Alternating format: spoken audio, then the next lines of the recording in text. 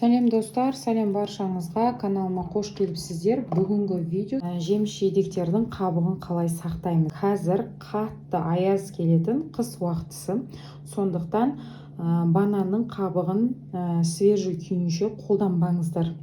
Және де жалпы айтатыным, негізі мен гүлдерге арналған осындай, мынау мысалы анардың қабығы, мынау осындай жылтырап мұз болып тұрғаны, бұл мен мұздатқышта қатырам. Осылай пакетке салып артығының бәрін мұздатқышқа салып қоям. Өйткені менің осылай қолданатыным, тура сіздер олай қолданыңыздар деп айтпаймын. Қазір подробно сіздерге барлығын, осындай қабықтарды және бананның қабығын, алманың қабығын қандай күйде сіздерге мына гүлді шірітіп алмай қабықты қалай сақтау керектігін айтам, және де қалай жасау керектігін айтам сіздерге. Алдымен жаңадан келіп жатқан көрермендер болса, каналыма тіркеліп, қоңырау шебелесін басып алыңыздар.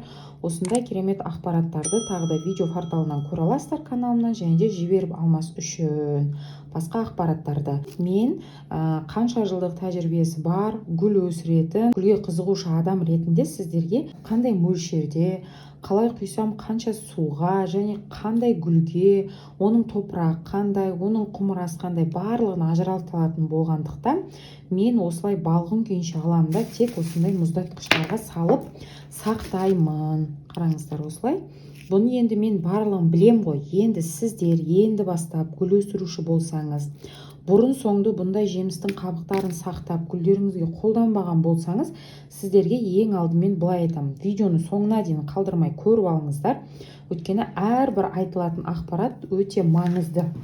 Және де осы фикус гүлімнің қалай нәтиже бергенін, және қандай жемістің қабығына нәтиже бергенін, бұл фикус гүлінің қандай состояниеде болғанын бұрын, мынау совсем жапырағы жоқ, міне қараңыздар, мүлде жапырағы жоқ фикус гүлі болған, сестрамнан келген.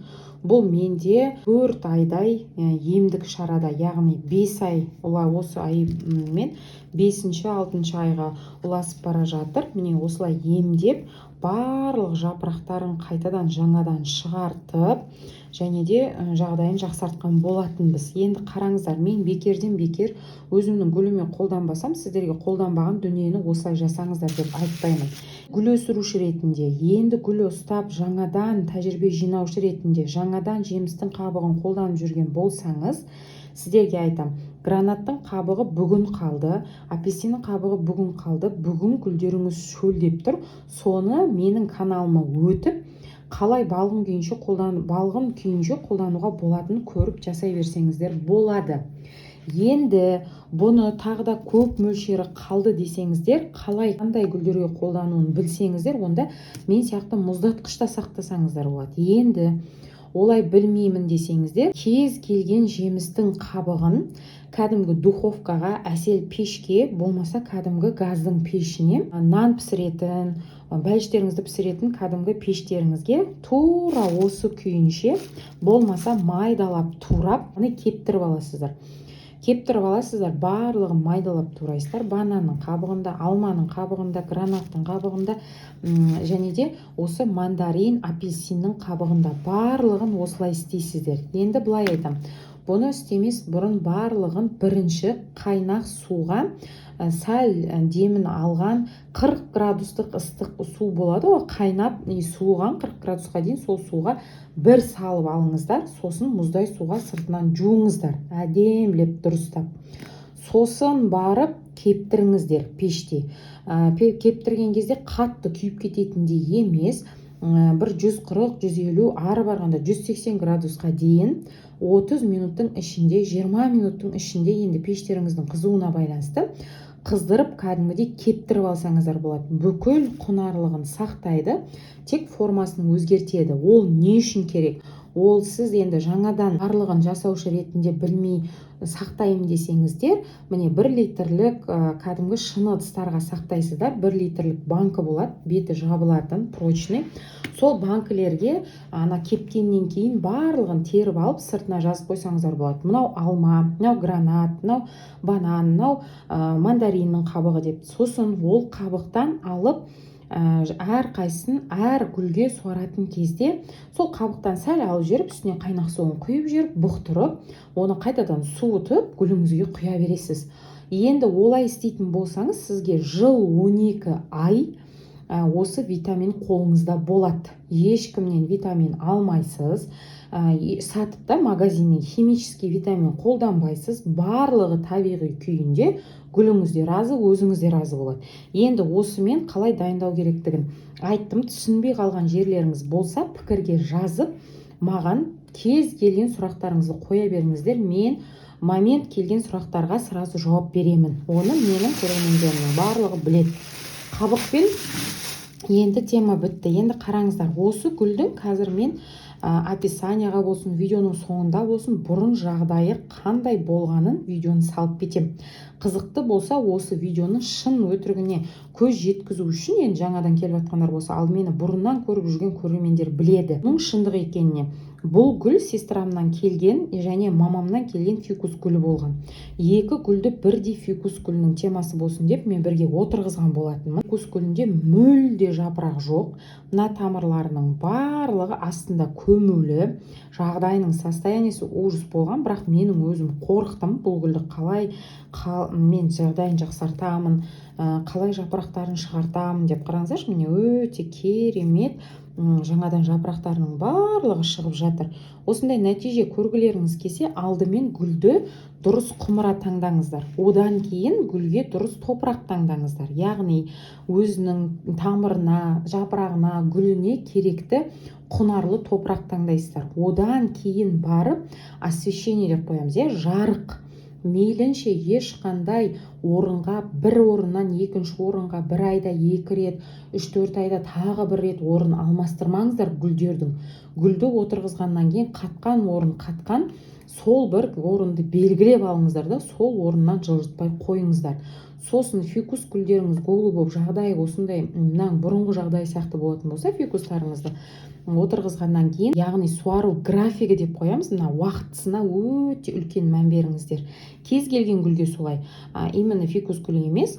Сосын именно фикус гүлін айтатын болсам, онда су сеуіп тұрғаны жақсы көреді. Қысы жазы батарейканың астында тұрған болса, тем более біреулер айтып жатыр маған, что қыста да су сеуге бола ма? Әрине болады.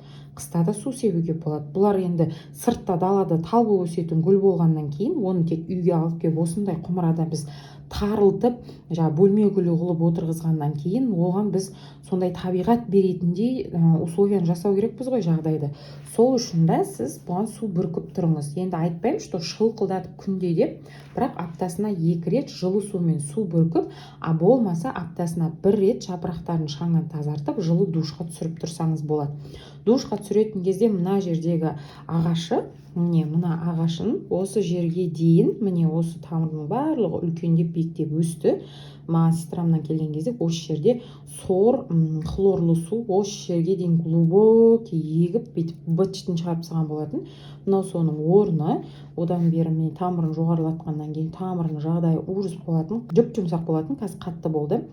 Енді осы жерде былайынан целлофанды жабасыздар, тамырына су тимеу керек, өйткені душтан, краннан аққан су хлорлы болып келеді, ол тамырына бармаса болды. Ал мына жапырақтардың барлығын суымен жуып, аптасына 1 рет шомылдырыңыз.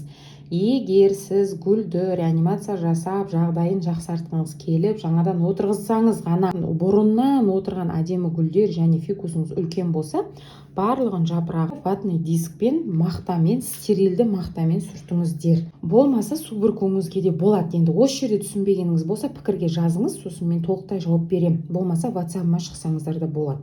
Енді фикус жайлы осыны қалай құтқардым, қалай осы реанимациядан шығардық осы гүлді, мен тағы да ақпарат беріп өтем. Бірінші, құмыраны дұрыс таңдау, екінші, құнарлы топырағын дұрыс таңдау, үшінші, суару режимін өте мұқият графикте болыңыз. Яғни бұл құмырасы осындай орташа, кішіден сәл үлкен орташа құмыра болса, аптасына 1 рет суарасыздар, қыстың күні, күздің күні.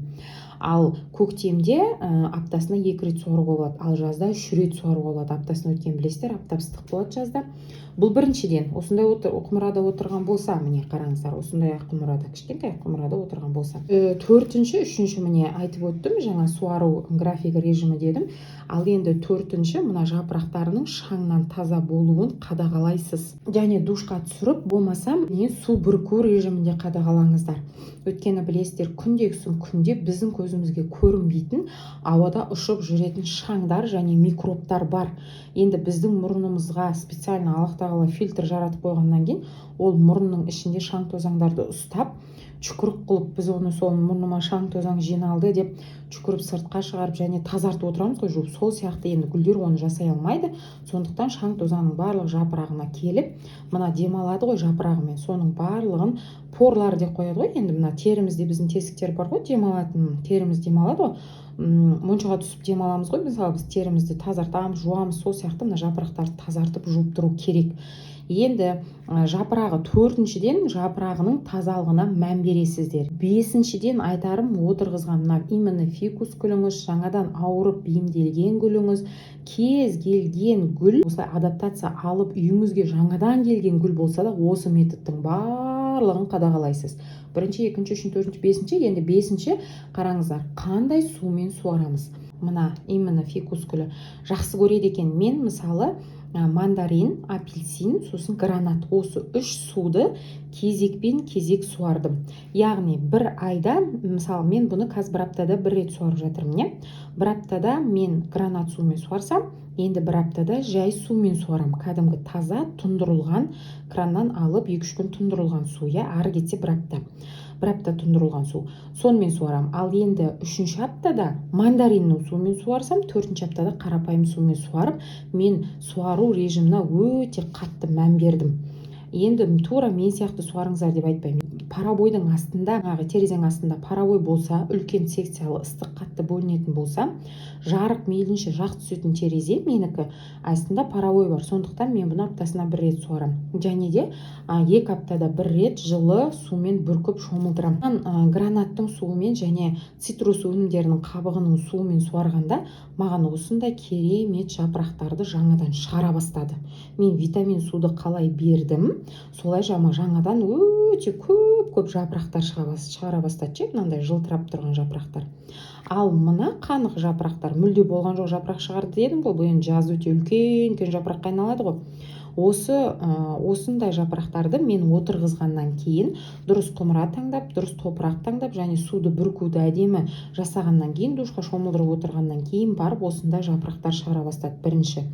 Ал жаппай көп осындай майда жапырақтарды бұл витамин су бергеннен кейін барып шығарып бастады. Яғни кез келген гүлге витамин су қажет. Сіздерге осылай айтам, және именно фикус гүлі жақсы көреді екен. Менің тәжірибемнен алып, ойланбай осылайынан суара берсеңіздер болады кез келген фикустарыңызды. Өйткені фикус каучконосный, фикус эластика да бар менде, фикус бенджамин де бар, фикус бенджаминнің ала жапырақтысы да бар менде. Барлығы именно ала жапырақтысы мен осы бір түсті фикус бенджамин гранат суы мен мандариннің суын алмастырып, осылайынан витамин су бергенде қыстың күні өте керемет өзін жақсы сезінеді екен. Ал енді көктемде, жазда алдағы уақытта тағы көреміз. Жағдайын қандай витаминдерге жақсы сезіндіреді, оны да сіздерге айтып отыратын боламын. Гүлдеріңізді бір орыннан бір орындарға алмастыра бермеңіздер. Сосын күтімін білмесеңіздер, білетін адамдардан сұрап отырыңыздар. Менен сұраймын десеңіздер, енді WhatsApp-қа шығып сұрасаңыздар болады. Болмаса пікір қалдырсаңыздар болады. Міне барлық айтатын сіздерге ақпаратым осындай, нәтижем гүлдерімнің осындай. Алдағы уақытта сіздерге уәде еткен едім, гүлдерімнің осыдан 4 ай бұрын, 5 ай бұрын емделіп келе жатқан, витамин сумен суарып нәтиже көрсетіп жатқан гүлдерімді бірінен соң бірін көрсетем деп. Соның бастамасы болсын, каланхоя гүлінен бастама бастаған едім. Екінші міне фикус бенджамин гүлі болып тұр. Әлі де талай гүлдерімнің сіздерге результатын көрсететін боламын. Келесі видеода кездескенше қош сау саламатта болыңыздар.